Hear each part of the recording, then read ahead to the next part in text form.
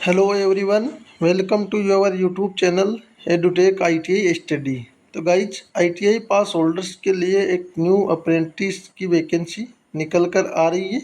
ये वैकेंसी आपकी NFR north east frontier railway की तरफ से यहाँ पे आईटीआई पास होल्डर्स के लिए सभी ट्रेड वाइज 6,500 प्लस पोस्टों के लिए अप्रेंटिस की वैकेंसी का फुल नोटिफिकेशन आउट हो चुका है।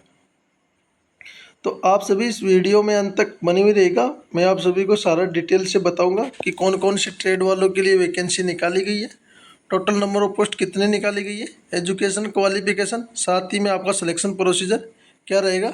सारा डिटेल इस वीडियो में मैं आपको बताऊँगा और इस नोटिफिकेशन को मैं टेलीग्राम ग्रुप में शेयर कर दूँगा। टेलीग्राम ग्रुप में जुड़ के आप इसको नोटिफिकेशन को डाउनलोड करके देख दीजिएगा और साथ ही में अप्लाई करने का लिंक भी मैं आपको टेलीग्राम ग्रुप में शेयर कर दूँगा। तो गाइस, ये जो वैकेंसी है ये अप्रेंटिस की वैकेंसी रहने वाली है आपकी, जो आईटीआई सभी ट्रेड वालों के लिए अप्रेंटिस की बहाली रहने वाली है।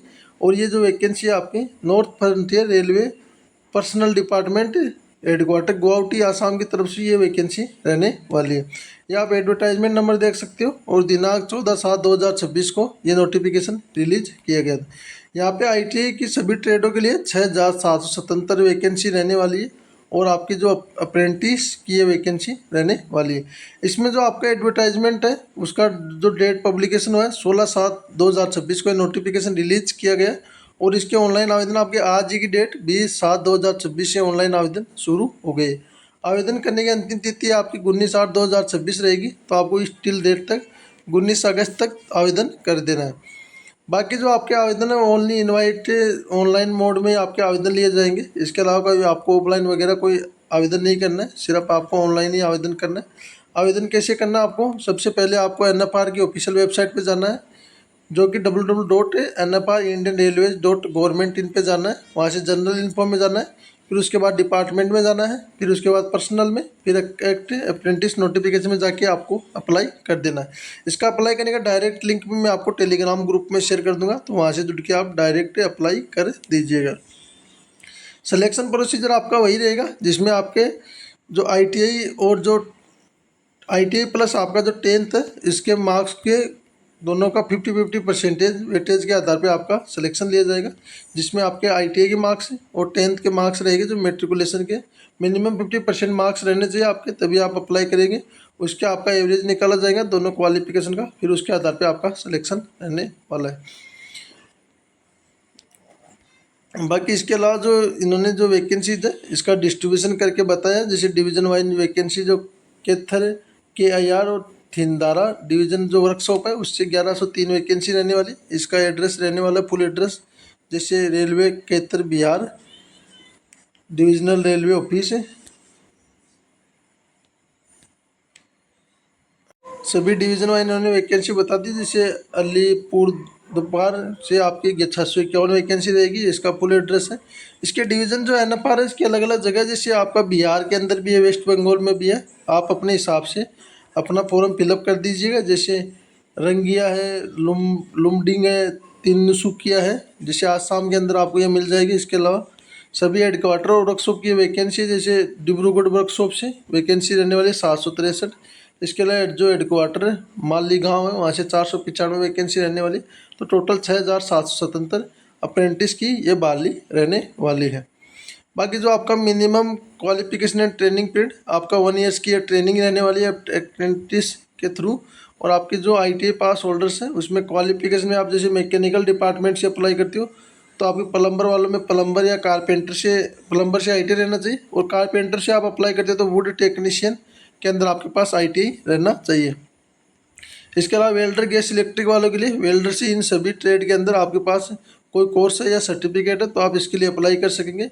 इसके अलावा जो गैस कटर है, गैस कटर वालों के लिए वेल्डर गैस एंड इलेक्ट्रिक से आईटीआई रहना चाहिए। मैकेनिक मशीन टूल वालों के लिए मैकेनिक मशीन टूल से आईटीआई रहना चाहिए। फिटर के लिए वैकेंसी है, टर्नर के लिए, मशीनिस्ट के लिए, इलेक्ट्रिशियन में दोनों ट्रेड अप्लाई करेंगे, इलेक्ट्रिशियन और वायरमैन। इसके अलावा एशियन डार वालों के लिए आप वैकेंसी रहने वाली है।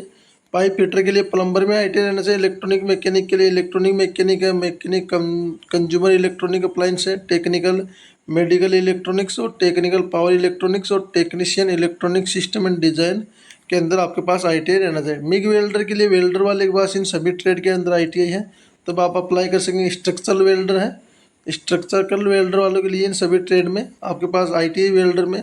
CNC प्रोग्रामर कम ऑपरेटर के लिए आपके पास मशीनिस्ट टर्नर या इसके अलावा कोई आपके पास इसमें मशीनिंग में आपके पास ITI है। मैकेनिक इलेक्ट्रिकल इंस्ट्रूमेंट में आपके पास इलेक्ट्रीशियन वायरमैन, और ये आपके पास इलेक्ट्रिकल इंजीनियरिंग के अंदर कोई मेंटेनेंस में आपके पास कोई सर्टिफिकेट है।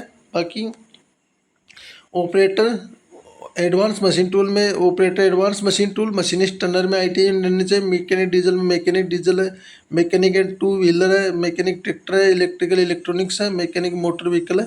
ये सभी ट्रेड वाले इसके लिए अप्लाई रहने वाले। पेंटर के लिए पेंटर हो गया। कोपा वालों के लिए वैकेंसी है। CADM रैम प्रोग्रामर के लिए वैकेंसी रहने वाली। तो आप सभी ये वैकेंसी जो ITI ट्रेड है इनका देख लीजिएगा।